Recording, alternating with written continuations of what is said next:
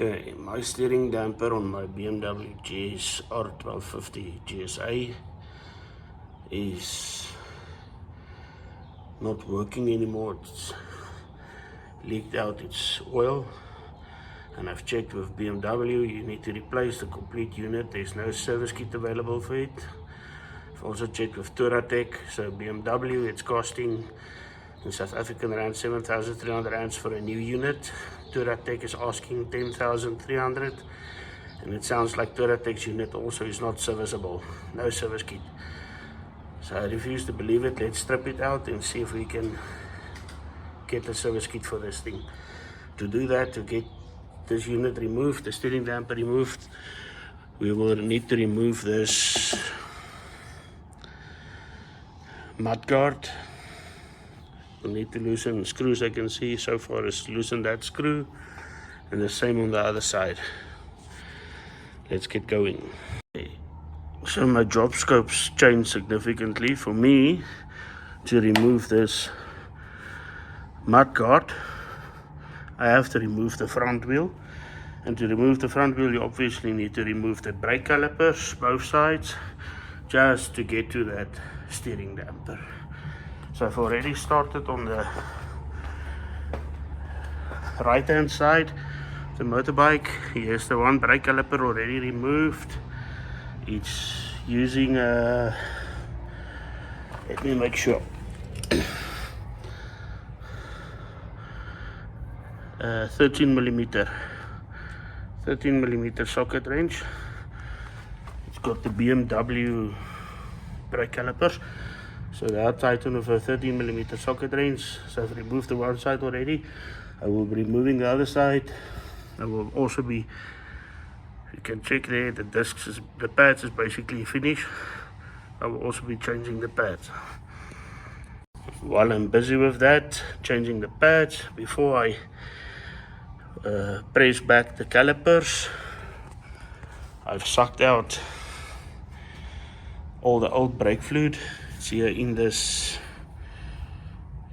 2-liter cool drink bottle. So I've took a syringe and I've sucked out most of the old brake fluid. So I will somewhere be doing a brake fluid change also. So now when I press back the calipers to install the new brake pads, the brake fluid will push back into this reservoir, and I will use the syringe to extract that brake fluid also before I start flushing with new brake fluid.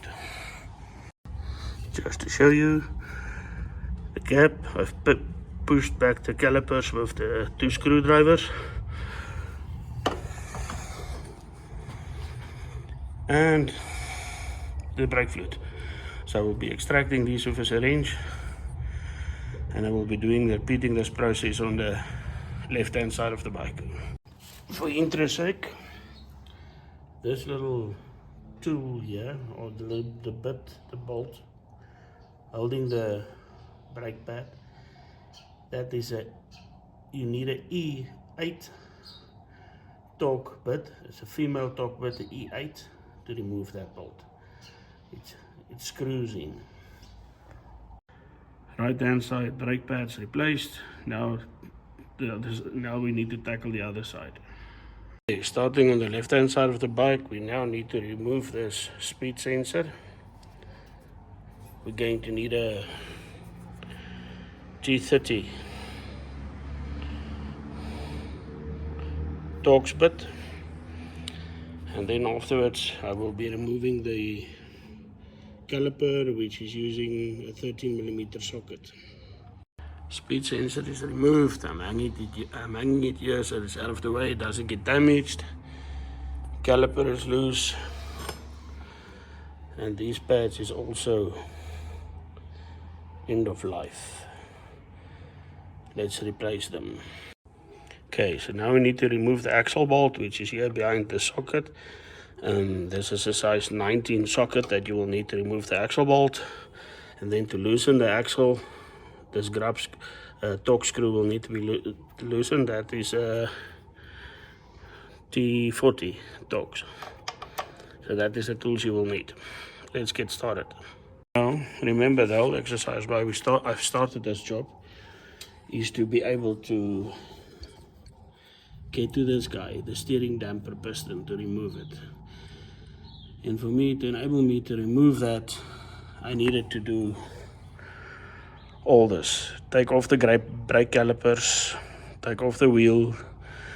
Now I've loosened this mud guards, and now eventually I can get to the T25 Torx screws, holding the mud guard there so it can drop it to get the piston off. Okay guys, now everything is back and tight. So this nut, the axle bolt, needs to be torqued to 30 Newton meters. Then this X Allen key or X screw needs to be tightened to 38 newtons. And then the brake calipers to 19 Newton meters. Let's get going.